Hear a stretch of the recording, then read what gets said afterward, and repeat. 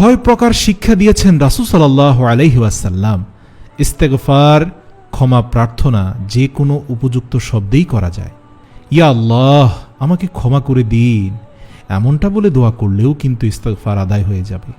তবে রাসূল সাল্লাল্লাহু আলাইহি সাল্লাম যে বাক্যে ইস্তেগফার করেছেন, সেই বাক্যে ইস্তেগফার করাটা নিঃসন্দেহে উত্তম। এই ভিডিওতে হাদিসে বর্ণিত 6টি প্রসিদ্ধ ইস্তেগফারের দোয়া আপনাদেরকে জানাবো। সবচেয়ে মর্যাদাপূর্ণ ইস্তেগফারটি হলো সাইয়্যিদুল ইস্তেগফার, যার অর্থ হলো, হে আল্লাহ, তুমি আমার পালনকর্তা, তুমি ব্যতীত কোনো উপাস্য নেই, তুমি আমাকে সৃষ্টি করেছ, আমি তোমার দাস। আমি আমার সাধ্যমতো তোমাকে দেওয়া প্রতিশ্রুতি এবং অঙ্গীকারগুলোর উপরে সুদৃঢ় আছি। আমি আমার কৃতকর্মের অনিষ্ট হতে তোমার নিকট আশ্রয় প্রার্থনা করছি। আমি আমার উপরে দেওয়া তোমার অনুগ্রহকে স্বীকার করছি এবং আমি আমার গুনাহের স্বীকৃতি দিচ্ছি। অতএব তুমি আমাকে ক্ষমা করো, কেননা তুমি ব্যতীত পাপসমূহ ক্ষমা করার আমার যে আর কেউ নেই। সুবহানাল্লাহ। আবেগ মিশ্রিত কণ্ঠে এভাবে বাংলাতেই আল্লাহর কাছে বলুন, কেননা বাংলায় যখন আপনি দোয়া করবেন তখন আপনি অনুধাবন করতে পারবেন আসলে আপনি আল্লাহর কাছে কি বলছেন।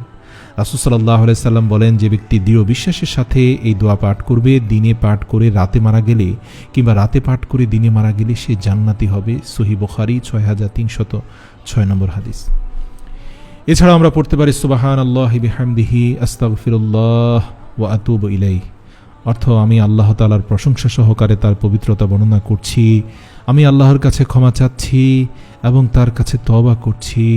রাসূল সাল্লাল্লাহু আলাইহি ওয়াসাল্লাম খুব বেশি এই দোয়া পড়তেন, এমনকি তিনি ইন্তেকাল করার আগেও এই দোয়াটি অনেকবার পড়েছেন, তারপর শেষ নিঃশ্বাস ত্যাগ করেছেন। সহিহ মুসলিম হাদিস নম্বর 484। এছাড়া আমরা পড়তে পারি আস্তাগফিরুল্লাহ ওয়া আতুবু ইলাইহি। অর্থ, আমি আল্লাহর কাছে ক্ষমা চাচ্ছি এবং তার কাছে তওবা করছি। আবু হুরায়রা রাদিয়াল্লাহু তাআলা আনহু বলেন, আমি নবীজির চাইতে কাউকে অধিক এই ইস্তেগফার পাঠ করতে শুনিনি। নাসাই কুবরা হাদিস নম্বর 1215। এছাড়া পড়তে পারেন রব্বিগফিরলি ওয়া আতুবু ইলাইহি ইন্নাকা আনতাত তাওয়াবুর রহিম। অর্থাৎ, হে আমার রব, আমাকে ক্ষমা করুন, আমার তওবা গ্রহণ করুন, নিশ্চয়ই আপনি তওবা গ্রহণকারী, অতি দয়ালু। রাসূল সাল্লাল্লাহু আলাইহি সাল্লাম মসজিদে অবস্থানকালে এক বৈঠকে 112 বার এই দোয়া পাঠ করেছেন এবং আল্লাহর কাছে খুবই নতজানু হয়েছেন এবং একজন সাহাবী দূর থেকে তা গণনা করেছেন। আবু দাউদ 1516 নম্বর হাদিস। এছাড়াও পড়তে পারি আস্তাগফিরুল্লাহাল্লাযী লা ইলাহা ইল্লা হুয়াল হাইয়ুল কাইয়্যুম ওয়া আতুবু ইলাইহি। অর্থাৎ, আমি সেই আল্লাহর নিকট ক্ষমা প্রার্থনা করছি যিনি ব্যতীত কোনো সত্য ইলাহ নেই, তিনি চিরঞ্জীব, চিরস্থায়ী, আমি তার কাছে তওবা করছি। রাসূল সাল্লাল্লাহু আলাইহি সাল্লাম বলেছেন, যে ব্যক্তি এই দোয়া পাঠ করবে সে জিহাদের ময়দান হতে পলায়ন করে থাকলেও তাকে ক্ষমা করা হবে। আবু দাউদ হাদিস নম্বর 1517।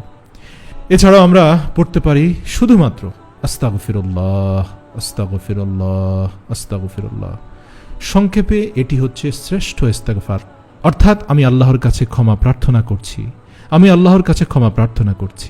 অনবরত এতটুকু বলাই যথেষ্ট। রাসূল সাল্লাল্লাহু আলাইহি সাল্লাম প্রত্যেক ফরজ নামাজ শেষে 3 বার বাধ্যতামূলক এভাবে আস্তাগফিরুল্লাহ বলতেন। মুসনাদ আহমদ 22408 নম্বর হাদিস।